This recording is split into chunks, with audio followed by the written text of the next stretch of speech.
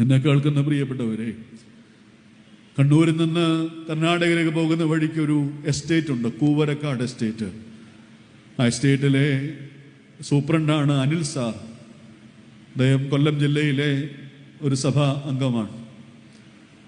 അനിൽ സാറിൻ്റെ മകൾ സ്നേഹമോൾ 4 വയസ്സുള്ള കുഞ്ഞ് ലുക്കീമിയ ബാധിച്ച് RCCയിൽ വന്നു. വർഷങ്ങൾക്ക് മുമ്പ് നടന്ന സംഭവമാണ്.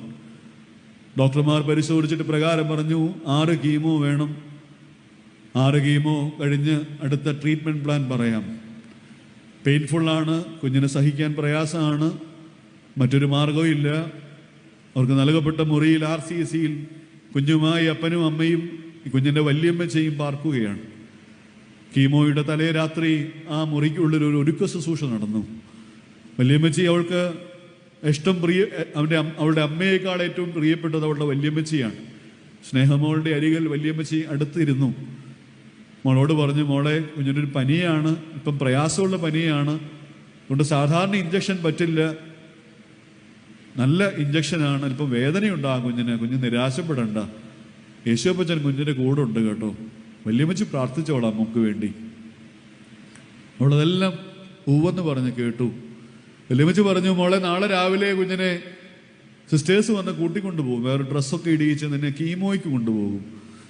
കുഞ്ഞ് മുറിയിൽ ചെന്നിട്ട് 3 കാര്യം ചെയ്യണം. 1, സർവവും യേശുനാഥനായി സമർപ്പണം ചെയ്യുന്ന പാട്ട് കുഞ്ഞ് പാടണം. എൻ്റെ രോഗവും എൻ്റെ സൗഖ്യവും നീ എനിക്ക് തന്നതൊക്കെയും. പാടാം അമ്മച്ചി. 23-ാം സങ്കീർത്തനം കുഞ്ഞ് കാണാതെ പറയണം. കുഞ്ഞിനെ അറിയില്ലേ, അമ്മച്ചി പഠിപ്പിച്ചതല്ലേ, പറയാം അമ്മച്ചി. യേശുപ്പച്ചനോട് കുഞ്ഞ് പ്രാർത്ഥിക്കണം, കർത്താവേ എൻ്റെ രോഗത്തെ സുഖമാക്കണമെന്ന് പ്രാർത്ഥിക്കണം. രാവിലെ 6 മണിക്ക് സിസ്റ്റേഴ്സ് വന്നു. അവളെ വേറെ വസ്ത്രം ധരിപ്പിച്ചു. അവളെ വീൽ ചെയറിലെടുത്തി കീമോ റൂമിലേക്ക് കൊണ്ടുപോവുകയാണ്. വല്യമ്മച്ചിക്കും അമ്മയ്ക്കും പപ്പായ്ക്കും ഒക്കെ ടാറ്റ കൊടുത്ത് കുഞ്ഞ് ആ മുറിയിലേക്ക് കയറി. ഡോക്ടർ അവളെ പരിശോധിച്ചിട്ട് പറഞ്ഞു, മക്കളെ, കുഞ്ഞിനൊരു ഇഞ്ചക്ഷൻ കൊണ്ട് തരാൻ പോവുകയാണ്. ഡോക്ടർ അങ്ങോട്ട് ഇച്ചിരി വേദനയുണ്ട്, കുഞ്ഞ് ഇവിടെ ഈ കട്ടിലേന്ന് കയറി കിടക്കണം. കുഞ്ഞ് കിടന്നപ്പോൾ കുഞ്ഞ് പറഞ്ഞു, ഡോക്ടറങ്ങളെ, എനിക്കൊരു 5 മിനിറ്റ് സമയം വേണം. എന്തിനാ മക്കളെ? എനിക്കൊന്ന് പ്രാർത്ഥിക്കാൻ വേണ്ടിയാണ്. ഡോക്ടർ മാറി നിന്നു. കുഞ്ഞിൻ്റെ പ്രാർത്ഥന കേൾക്കാൻ വേണ്ടി. മറ്റു വിശ്വാസമുള്ളൊരു ഡോക്ടറാണ്. ഡോക്ടറെ കാണുമ്പോൾ ഈ കുഞ്ഞിൻ്റെ പ്രാർത്ഥന ഇപ്രകാരമാണ്.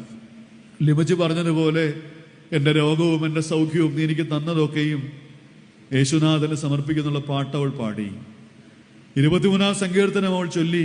കൂരിൽ താഴ്വരയിൽ കൂടെ നടന്നപ്പോൾ എന്നുള്ള വാക്യം എത്തിയപ്പോൾ അവളുടെ കണ്ണ് നിറഞ്ഞൊഴുകി.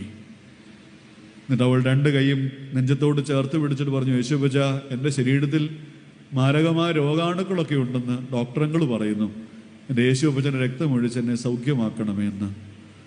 കുഞ്ഞിൻ്റെ പ്രാർത്ഥന സ്വർഗം കേൾക്കുന്ന പ്രാർത്ഥനയാണ്. ഡോക്ടർ പറഞ്ഞു, ഇങ്ങനെ ഒരു കുഞ്ഞിനെ ആദ്യമായിട്ടാണ് കാണുന്നത്. ഡോക്ടർ ഇഞ്ചക്ഷനൊക്കെ കൊടുത്തു. 6 സൈക്കിൾ കീമോ കഴിഞ്ഞു. അത് കഴിഞ്ഞവൾ മടങ്ങിപ്പോയി. വീണ്ടും അവർ മടങ്ങി വരികയാണ്.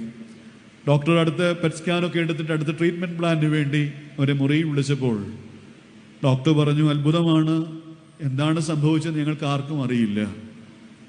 വൈദ്യശാസ്ത്രം തോറ്റു, ഞങ്ങളുടെ പ്രാർത്ഥന ജയിച്ചു. നിങ്ങളുടെ അല്ല, ഈ നിഷ്കളങ്കയായ സ്നേഹമുള്ള പ്രാർത്ഥന ജയിച്ചു.